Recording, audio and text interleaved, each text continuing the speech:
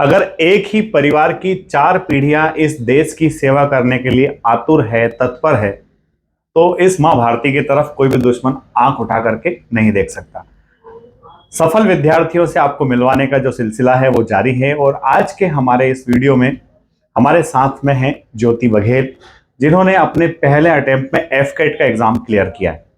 एफकेट जो कि all India level पर होने वाला एग्जामिनेशन है, जिसके द्वारा बच्चे इंडियन एयरफोर्स में अधिकारी के रूप में चयनित होते हैं। सबसे बड़ी बात जो ज्योति के बारे में है कि इसके फादर, इसके ग्रैंडफादर और इसके ग्रेट ग्रैंडफादर, इन सब ने देश की सेवा की है। ये सब इंडियन आर्मी का हिस्सा रहे हैं और अब पूजा इंडियन एयरफोर्स का हिस्सा, अब ज्योति इंडियन एयरफोर्स का हिस्सा बनने जा रही।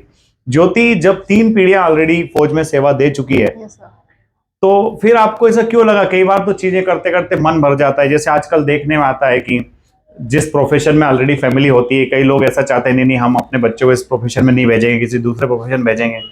आपके यहाँ इस तरह का डिस्कशन नहीं हुआ? नहीं सर, इसकी इवन इसका उल्टा हो गया। मतलब मेरे फैमिली में सबसे ज्यादा मेरे सपोर्टिव मेरे फादर हैं। मेरे फादर ने, जब मैंने बोला था कि मुझे आर्मी में जाना है, फर्स्टली पापा ने यूँ बोला कि चलो ये बचपन का सपना होगा, ठीक है, थोड़े बड़े होने के बाद निकल जाएगा इसके माइंड से। और इवन फैमिली ने ये भी बोला कि टीचिंग है, बैंकिंग है, उस साइड देख लो। तो मैं उस पर अड़ी रही कि नहीं, मुझे आर्मी में ही जाना है। फिर पापा ने भी इसका अपोज नहीं करा।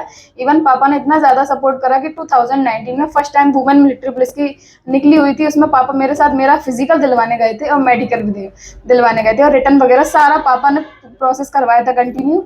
और इवन मैं वहाँ से सिर्फ मेरिटाइड हुई थी बस। तो सीएमपी की पहली बार वैकेंसी आई, बिटिया ने वो वैकेंसी में फॉर्म फिलअप किया, सारी कोशिश की, मेरिट लिस्ट में बाहर हो गई। मतलब ये कह दीजिए कि सोल्जर से एंट्री के लिए जा रही थी और सोल्जर एंट्री के लिए बाहर हो गई। Yes sir. जब सोल्जर एंट्री के लिए बाहर हो जाता है, जब कोई बच्चा, कई बार ऐसा देखने में आता है कि व्यक्ति अगर किसी एक स्टेप के लिए प्रिपरेशन करता है और अगर वहां से मेरिट लिस्ट में बाहर हो जाता है, तो दूसरी तरफ उस लक्ष्य की तरफ आंख उठा के नहीं देखता है। पर ज्योति के केस में उल्टा हुआ कि सोल्जर एंट्री से बाहर हुए हैं, चलो अफसर बनते हैं। Yes sir. और इसने एफकेट की तैयारी के लिए फोर्स एकेडमी को चुन लिया।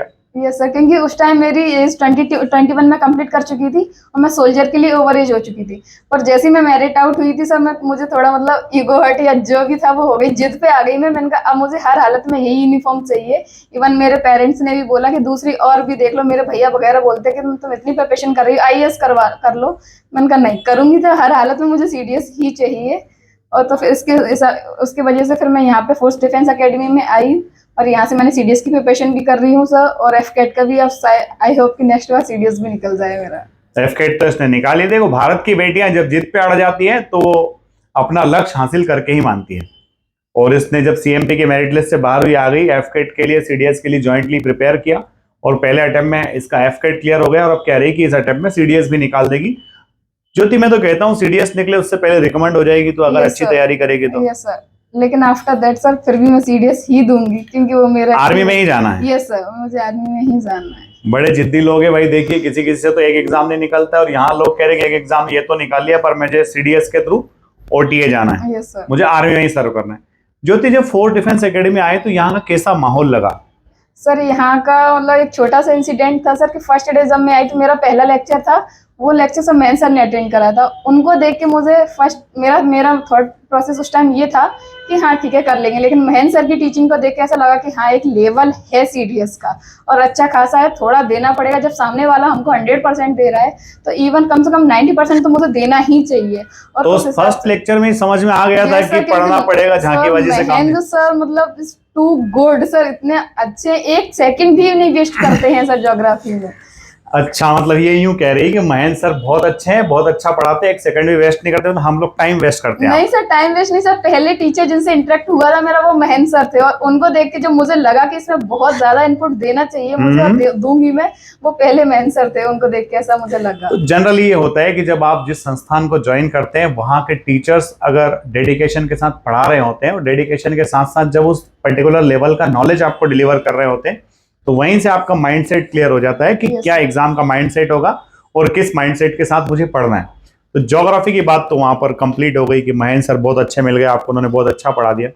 ये हिस्ट्री पॉलिटी में बड़ा लोचा होता है, क्या किया है? पॉलिटी में तो मतलब अक्षय सर का तोड़ ही नहीं सर। मतलब किस तरीके से एक क्वेश्चन को किस तरीके से सामने वाले पूछ सकते हैं, यानी यूपीएससी किस तरीके से घुमाएगी, वो सारे तरीके बता देते हैं अक्षय सर। अक्षय जी याद कैसे कराती है? क्या डर, ऐसा खौफ क्यों रहता है बच्चों के बीच में अक्षय जी का? सर खौफ कुछ नहीं होता सर, इतनी भयंकर बेइज्जती करते हैं ना। पर बेइज्जती करने का सेंस ये नहीं है कि तुमको वो एम्बेरस फील कराते हैं, उनका ये है कि नहीं करो, जब आए हो तो करो, करना आए हो चाहिए। तो करो। और इवन सर बहुत ज्यादा हमेशा हर बार मोटिवेट करते हैं सर कि ये करो वो करो, लेकिन पॉलिटी में सर का वाकई कोई तोड़ नहीं है सर। ज्योग्राफी में महेंद्र सर का कोई तोड़ नहीं है, पॉलिटी में अक्षय जी का कोई तोड़ नहीं है। शिवानी मैडम भी काफी कुछ ये पढ़ाती शिवानी है, क्या मैम पढ़ाती है? करंट अफेयर्स भी उन्होंने वहीं से उन्होंने कराया हुआ है, और हिस्ट्री भी कराई है। और उनका भी अच्छा तरीका है, मतलब जैसे डेली का डेली रिवाइज करवाती हैं, पूछती हैं, पिछला भी पूछ लेती हैं, एक आध हफ्ते में टेस्ट वगैरह से ये सारी चीजें कंप्लीट होती गई। तो शिवानी मैडम की जो करंट अफेयर्स की क्लास है वो तूने ऑनलाइन अटेंड की है? Yes sir. टाइम वेस्ट नहीं होता? कई सारे बच्चे कहते हैं सर ऑफलाइन No, में sir. 5 घंटे पढ़ लेते हैं, 6 घंटे पढ़ इतना थक जाते हैं, ऑनलाइन कब अटेंड करें? देखो, अगर आपको कुछ हासिल करना है तो अपने आप को न्यौछावर तो करना पड़ेगा। आप उसका कोई अल्टरनेट वे नहीं है कि आप दूसरा रास्ता चुन के, पढ़ाई का सिर्फ एक ही रास्ता है, वो है हार्ड वर्क, मेहनत। ऐसा मेरे पापा हमेशा यही बोलते हैं कि इंसान कुछ भी कर सकता है, लेकिन बस खुद जिद पे अड़ जाओ, कोई भी चीज नामुमकिन नहीं है, बस करो, बस उसके लिए डेडिकेट होना जरूरी है बस। तो उसकी वजह से मैंने कहा ठीक है। ज्योति, इंग्लिश कैसे किया? बच्चे इंग्लिश को एक तरफ ही रख देते हैं, तूने भी एक तरफ रखी हुई थी नहीं इंग्लिश? सर, इंग्लिश बिल्कुल एक तरफ नहीं रखी थी। इंग्लिश सबसे पहले मेरे को इंग्लिश, इससे पहले मैंने सर दिया था विदाउट प्रिपरेशन, पर उसमें मेरा जीएस और लोग शायद हो गया था, पर मेरा इंग्लिश नहीं निकला था उस टाइम भी। तो मुझे ऐसा लगा था कि इंग्लिश के लिए मुझे शायद थोड़ी गाइडेंस की ज़रूरत है।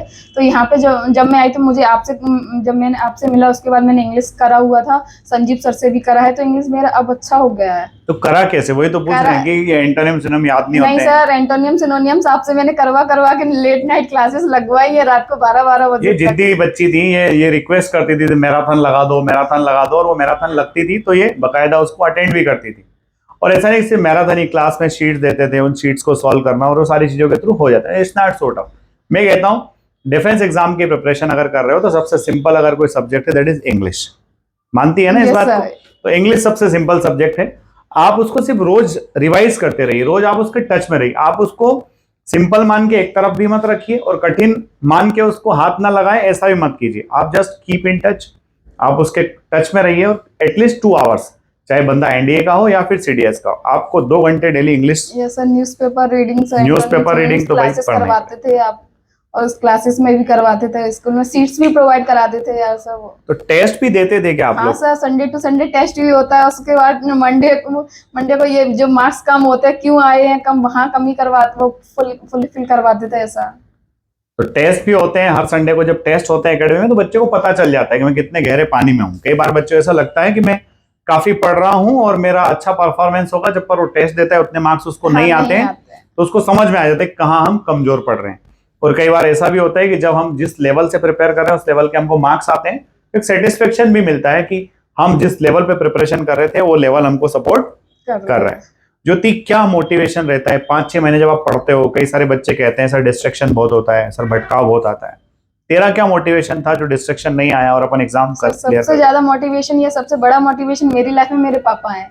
जब पहले पापा रेडी नहीं हो रहे थे मेरे को बाहर भेजने के लिए, लेकिन मैंने जिद करी तो पापा ने निकलते टाइम में मुझे सिर्फ एक सेंटेंस बोला कि अब नहीं मान रही, अभी भी टाइम है, अभी भी सोच लो, अगर नहीं मान रही हो तो अब जा रही हो तो बन के ही आना वापस, उसके पहले कदम मत रखना घर में। और सर 1 साल से मैं घर भी नहीं गई तब से। 1 साल से घर नहीं गई, एफकेट का रिजल्ट आया तुरंत घर गई, बोलती है सर मैं बस में हूँ, आके मिलती हूँ। मतलब ऐसे ही बच्चे होते हैं, आप ध्यान रख रहे हो ना? मतलब कि 1 साल पूरा इन्वेस्ट कर दिया उस एग्जामिनेशन के पीछे जो आपका लक्ष्य था, और जब वो लक्ष्य निकला तो सबसे पहले उन्हीं के पास गए जिन्होंने इन सारे लक्ष्य के लिए हमको प्रेरित किया, मोटिवेट किया। ज्योति, आने वाले जो स्टूडेंट्स हैं या जो स्टूडेंट्स प्रिपरेशन कर रहे हैं उनके लिए क्या मैसेज है आपका? सर मैसेज यही है कि डिस्ट्रैक्शन बहुत ज्यादा होंगे, क्योंकि जैसे हम सबसे पहले घर से निकलते नहीं है, जैसे ही घर से बाहर निकलते तो सब लोग देखते कि ठीक है यहाँ पे कोई रिस्ट्रिक्शन नहीं है, तो डिस्ट्रैक्शन बहुत ज्यादा हो जाते हैं, लड़के लड़कियां दोस्त बन जाते हैं, या फिर चलो संडे को मूवीज वगैरह या दोस्तों के साथ घूमने निकल जाते हैं। वो डिस्ट्रैक्शन ठीक है, लेकिन उसको कंट्रोल करना हमारे बस में है। हमको अगर पता हो कि हम किस लिए आए हैं और डेडिकेट क्यों है और किसके लिए हैं, अगर हमें हर डेली के डेली और क्यों का जवाब मिलता रहे कि हम ये कर रहे हैं तो क्यों कर रहे हैं, तो आई एम डैम श्योर भी कर लेंगे एक दिन। हर सफल जो बच्चा सफल हो जाता है ना, उसके बाद ज्ञान की कमी नहीं रहती, वो सब तरह से ज्ञान। ज्योति, फोर्स एकेडमी की एक सबसे अच्छी बात कोई जो तेरे को सबसे अच्छी लगी हो? सर टीचर जितने डेडिकेटेड हैं उनको देख के मुझे ऐसा लगता है कि शायद हम कम कर रहे हैं। मुझे जब उनको एग्जाम नहीं देना उसके बाद वो 100% एफर्ट्स डाल रहे हैं, मैं उसमें 50% भी नहीं दे रही हूँ तो क्या ही है। इवन मुझे 90% या उससे ज्यादा देना चाहिए, तब कुछ हो सकता है, ये है। और ये पहला ये चीज देख के ये मेहन सर और अक्षय सर इन दोनों को ही देख के मुझे लगा कि नहीं, बहुत ज्यादा एफर्ट्स ये लोग डालते हैं तो मुझे भी डालना चाहिए। तो शायद ये दोनों मेरे सब्जेक्ट भी अच्छे हैं सर। ये मेरा नाम इसलिए ले रही भाई कि देखो, मैं बता देता हूँ आपको, बहुत सारे कामों में बिजी रहता हूँ। कभी क्लास में 10 मिनट लेट जाना, कभी 15 मिनट लेट जाना, या फिर कभी कभी क्लास खाली मेरी चली जाती है, तो ऐसा हो जाता नहीं है। सर, आपने भी करा है। मैंने जिद पे कितनी 12-12 बजे तक रात में क्लासेस लगवाई हैं और आपने लगाई भी है सर। ऐसा जब बच्चे को किस चीज की आवश्यकता होती है, जब वो खुद मुंह से कह रहे हैं कि आप मैराथन लगा दो, आज सिनोनिम्स कर लेते हैं, आज मैराथन लगा दो, आज एंटोनिम्स कर लेते हैं। जब बच्चा खुद चाह रहे तो आप कैसे नहीं करोगे? क्योंकि वो चाह रहा है, उसकी आवश्यकता है, और वो अगर वो करेगा तो डेफिनेटली वो क्लियर करेगा। तो अभी तेरे ग्रुप के कितने दोस्त का एफकेट तेरे साथ क्लियर हुआ? सर मेरे ग्रुप से सर 4-5 लोगों का निकला है। सुधांशु है, प्रांशु है, हिमांशु है सर, और सर विवेक है और मेरा है सर। इतने लोगों का निकला है, उसके बाकी का भी निकला है पर जिनका मुझे नेम याद मतलब नहीं ये है इसके ग्रुप के तो 5-6 लोग तो इसके ग्रुप वाले ही पास हो गए हैं एफकेट का एग्जामिनेशन। मैं आपको कहना चाहता हूँ, कोई भी एग्जामिनेशन बिल्कुल भी टफ नहीं है। हाँ, उस एग्जामिनेशन का अपना एक लेवल होता है, पर एक बात हो, एग्जाम लेने वाला भी इंसान है और हम लोग देने वाले भी इंसान है। आप पढ़ने वाले भी इंसान हो और हम पढ़ाने वाले भी इंसान है। तो सारा इंटरेक्शन पूरा इंसानों के बीच का है, और अगर हम चाहे तो हम एग्जामिनर के लेवल पर जा सकते हैं। और जिस दिन हम एग्जामिनर के लेवल पर चले गए, उस दिन एग्जामिनेशन निकालना हमारे लिए बहुत इजी टास्क हो जाता है। तो बस मेहनत करिए। एक आखिरी संदेश जो बच्चों को देना चाहते हैं एक सेंटेंस में। सर डेडिकेट रहिए अपने गोल के लिए, ओरिएंटेड रहिए। अगर आप गोल के लिए ओरिएंटेड नहीं हो तो आई डोंट थिंक सो कि आप अपनी लाइफ में कुछ कर भी सकते हो। तो अपने गोल को लेकर के डेडिकेटेड रहिए, ओरिएंटेड रहिए, निश्चित तौर पर सफलता मिलेगी। ज्योति, आपको एक बार फिर से शुभकामनाएं। Thank you sir. Thank you. जय हिंद, जय भारत। वीडियो अगर अच्छा लगा है तो इसको लाइक, शेयर, सब्सक्राइब करना ना भूलिए, क्योंकि ये जो बेटियां ही हैं, ये हमारे देश के मान और स्वाभिमान को आगे बढ़ा रही हैं। हम बेटों के साथ कंधे से कंधा मिला करके ये एक नए भारत का निर्माण करने के लिए, एक विश्व गुरु भारत का निर्माण करने के लिए आगे बढ़ रही है। ज्योति, बहुत बहुत शुभकामनाएं। जय हिंद, जय भारत, इंकलाब जिंदाबाद, भारत माता की जय। जय सर। जय हिंद।